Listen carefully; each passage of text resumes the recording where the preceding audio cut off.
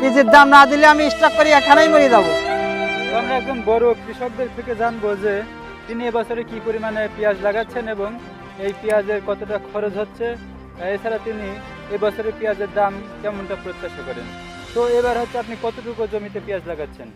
আমি এলো 53%, 153%, 1500 টাকা করে শতাংশে খরচ যাচ্ছে।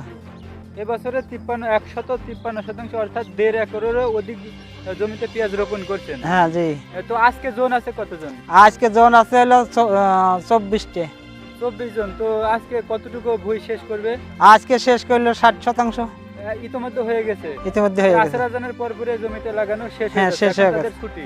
এখন তো এই ছুটি। পেঁয়াজ তো লাগাইলো সন্ধ্যা পর্যন্ত, কিন্তু আপনার এখন কাজ শেষ হয়ে গেছে, আমি ছুটি দিয়ে দিচ্ছি। তো আমরা আরো জানি যে আপনি হচ্ছে দেখতে পাচ্ছি যে আপনি এই আগেই টাকা নিয়েছে, কিন্তু টাকা আমি যে হীরা সংস্থা তুলে নিয়ে আসে আমি লোকজনের দিয়ে যাই, মূর্খ মানুষ তাই আমি এই জন্য ক্লিয়ার করে দিয়ে দিচ্ছি। 6 মাসে লোন তুলে টাকা দিয়ে দিচ্ছি। পিজির দাম না দিলে আমি স্টক করি এখানেই মরে যাবো।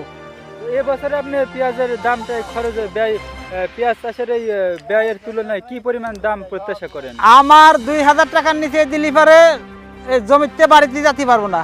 1500 টাকা করে খরচ চলে যাচ্ছে লিচির টাকা সহ। তো এই প্রতি শতাংশে কি পরিমাণে পেঁয়াজ উৎপাদন হতে পারে? 1.5 থেকে 2 মণ, তার বেশি আমাদের মাঠে হবে না। এটা মাটির গুণগত মানের উপর ভিত্তি করে পেঁয়াজের ওজনটা পরিমাণটা কম বেশি হতে পারে। কম বেশি হতে পারে। আমাদের চিকন মাটি, আমাদের 1.5 থেকে 2 মণের ঊর্ধ্বে হবে না।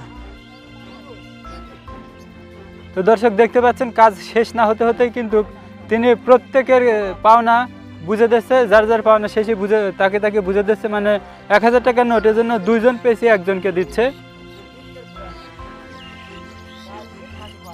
তো এখানে এক জায়গাতেই 7000 টাকা দিয়েছে, এখানে 14 জন লোক ছিল, প্রতিটা জনের মূল্য 500 টাকা। ওই যে দিচ্ছে দেখুন। তো অনেকে আছে যে গৃহস্থরা টাকা নিয়ে ঘুরায়, কিন্তু আমাদের নবীজি বলছেন যে শ্রমিকের টাকা তাদের গায়ের ঘাম শুকানোর আগেই দিয়ে দাও।